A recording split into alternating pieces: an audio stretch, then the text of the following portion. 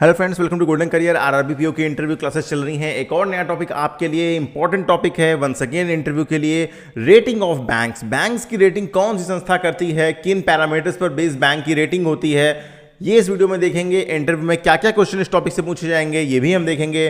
पूरी वीडियो देखनी है, इंटरव्यू की कंप्लीट प्रिपरेशन करनी है, हमारे इंटरव्यू क्लासेस ज्वाइन करिए। अभी भी मोर देन इनफ टाइम है आपके पास। 2-3 दिन भी लग के अगर सब कुछ देख लेंगे ना तो बहुत ही इजीली आप जो है वो यहाँ पर सिलेक्शन ले पाएंगे और 80 से ज़्यादा मार्क्स आप इंटरव्यू में स्कोर कर पाएंगे अगर आप हमारे इंटरव्यू क्लासेस को ज्वाइन करते हैं।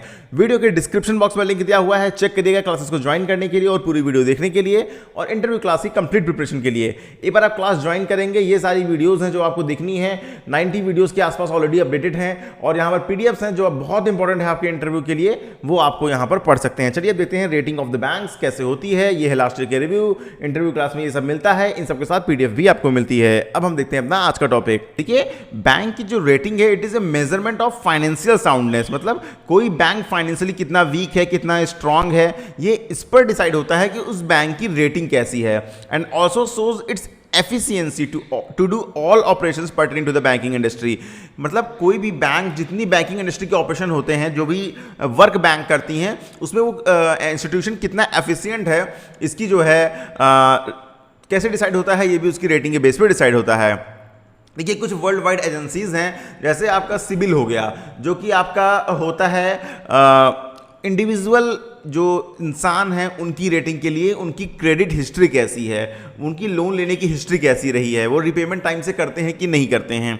सेम वे में बैंक्स और जो फाइनेंशियल इंस्टीट्यूशन हैं उनकी जो है रेटिंग के लिए जो एजेंसीज है वो है स्टैंडर्ड एंड पुअर्स, जिसको बोला जाता है S&P global, Moody's, Fitch, which gives credit rating to the individual and corporations, and the Federal Deposit Insurance Corporation FDIC credit ratings देती है बैंक्स एंड फाइनेंशियल इंस्टीट्यूशन को।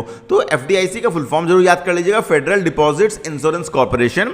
ठीक है, ये जो बैंक्स की रेटिंग करती है। देखिए बैंक रेटिंग जो जनरली होती है ये 1 to 5 के बीच दी जाती है। 1 मतलब बैंक बहुत अच्छा परफॉर्म कर रहा है, बहुत बेस्ट रेटिंग है उसकी, और 5 इज द वर्स्ट रेटिंग, मतलब बैंक की जो परफॉर्मेंस है वो बहुत पुअर है, फाइनेंशियल इंस्टीट्यूशन जो है वो बहुत पुअर सिचुएशन में इस समय है। Bank ratings are measured by using the CAMELS rating system. जो कैमल्स रेटिंग सिस्टम है, कैमल्स क्या बता रहा हूं आगे, लेकिन फिलहाल आप अभी इतना समझिए कि कैमल्स रेटिंग सिस्टम पर बेस होती है बैंक की जो रेटिंग होती है। मतलब जो कैमल्स में पॉइंट्स दिए गए हैं उन पे बैंक कैसा परफॉर्म कर रही है। और ये कैमल्स जो रेटिंग सिस्टम है ये ग्लोबली रिकॉग्नाइज्ड एक रेटिंग सिस्टम है जो फाइनेंशियल साउंडनेस जो है किसी बैंक या फाइनेंशियल इंस्टीट्यूशन की 6 फैक्टर्स पर निकालता है। 6 फैक्टर्स हैं जिनको कंसीडर किया जाता है, और इन 6 फैक्टर की बात करें तो ये है CAMELS।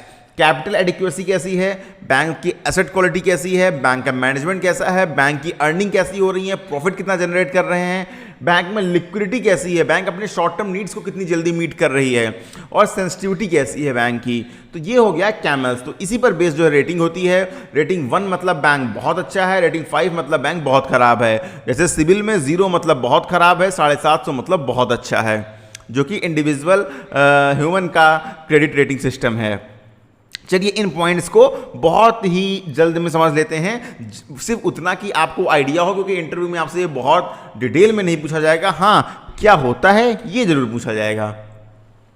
देखिए कैपिटल एडिक्वेसी जो है calculated on the cash reserve of the bank. Bank के पास कितना कैश रिजर्व है उस पर कैलकुलेट किया जाता है। And the financial institution regarding to the minimum capital requirement set by the regulatory authorities. मतलब हर रेगुलेटरी अथॉरिटी एक मिनिमम कैपिटल रिक्वायरमेंट सेट करती है हर फाइनेंशियल इंस्टीट्यूशन के लिए। इंडिया में ये काम रिजर्व बैंक ऑफ इंडिया करती है। तो उस जो मिनिमम कैपिटल रिक्वायरमेंट है उसके अगेंस्ट कितना कैश आपके पास है, कितना आपने रिजर्व मेंटेन कर रखा है, कैपिटल एडिक्वेसी में ये देखा जाता है। Banks and financial institutions can get high rating on the capital adequacy by maintaining the capital requirement set by the regulators।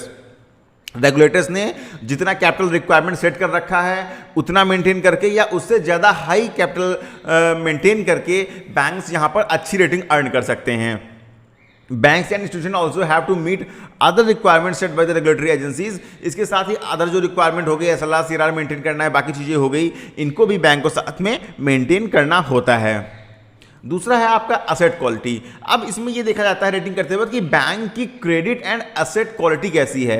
मतलब banks credit and the other assets based on the both credit and market risk. Market risk कितना involve है, credit की quality कैसी है, potential risk factors कौन कौन से हैं जो आपकी अर्निंग को इम्पैक्ट कर सकते हैं, क्वालिटी ऑफ लोन बैंक कैसा दे रही है, उस लोन में कितना रिकवर हो रहा है, ये भी डिसाइड करता है कि बैंक की एसेट क्वालिटी कैसी है। मतलब अब आपने 100 लोगों को लोन दिया, उसमें से 90 लोग तो लोन का रिपेमेंट ही नहीं कर रहे हैं, लोन एनपीए हो जा रहे हैं, मतलब आपकी एसेट क्वालिटी बहुत खराब है।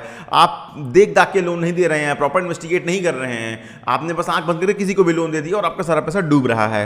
The asset quality rating also consider the market risk by evaluating the bank's market value। मतलब इसमें बैंक की मार्केट वैल्यू को भी इवेल्यूएट किया जाता है in terms of investment which changes under the different economic environments. ठीक है, बेसिकली बैंक की मार्केट वैल्यू इस चीज बेस पर इस पर बेस इवेल्युएट की जाती है कि उसका इन्वेस्टमेंट कितना है और डिफरेंट इकोनॉमिक सिचुएशंस में डिफरेंट हो सकता है। अगला पॉइंट है कैमल्स का मैनेजमेंट। मैनेजमेंट मीन्स है the measurement of management is calculated by the checking the ability of the management of the company to run and operation and execution of them in the systematic way.